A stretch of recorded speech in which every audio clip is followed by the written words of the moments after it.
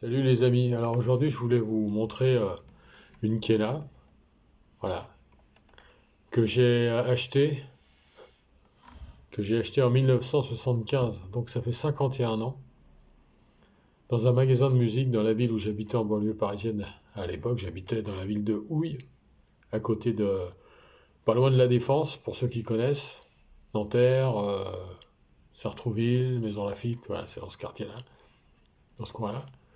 Et en fait c'est ma toute première Kena. Alors, j'en ai pas joué depuis à peu près 50 ans, donc je l'ai retrouvée là dans un coin. On va voir ce que ça donne, mais je crois qu'elle fonctionne pas très très bien. Donc je vous préviens déjà, ça, je vais pas vous faire un super truc, hein. Je fais ce que je peux avec une Kena qui a beaucoup vécu.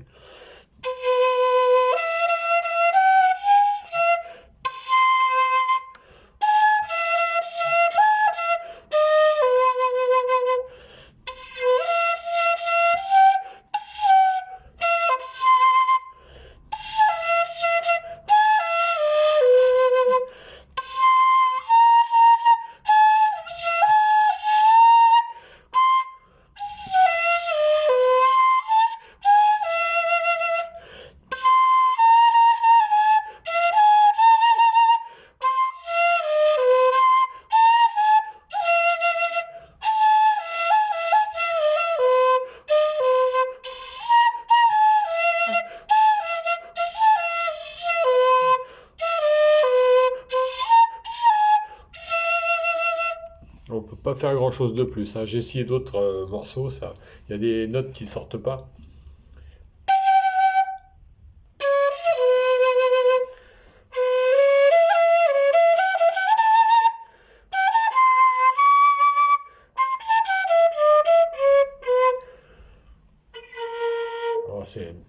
Alors, elle est pas très juste, hein. Alors, ça a été fabriqué par une entreprise qui existait dans le temps. C'était l'époque, la grande époque de la flûte indienne, où par exemple on trouvait un disque des Kalchakis. D'un côté, il y avait les morceaux enregistrés sur le disque 33 tours, et de l'autre côté, il y avait les mêmes morceaux, mais sans la quena. Et alors, pour la petite histoire, parce qu'à l'époque, je ne le savais pas, quand j'ai acheté ce disque-là, comme plein de gens de l'époque, on pensait que ce disque était génial, et c'est une très très bonne idée, bien sûr. Surtout que la flûte était vendue avec, hein. C'était Masterwork qui faisait ça, avec le livret et tout. Donc le disque des Kalchakis, le livret, la quena. Sauf que, et ça je ne le savais pas à l'époque, mais en connaissant les membres de Los Calchaquis, notamment le flûtiste qui avait joué, c'est-à-dire Rodolfo Dallera, eh bien ils avaient enregistré avec une flûte en sol, alors qu'ils vendaient une flûte en la. Donc, en fait, ça a été très compliqué après pour les gens qui avaient acheté ça, parce que c'est complètement, on peut pas jouer quoi, quasiment. Et en fait, c'est le fils de Nicolas Pérez González, qui était donc également dans les Calchaquis à l'époque, donc Nicolasito Pérez González, qui s'en était aperçu à l'époque.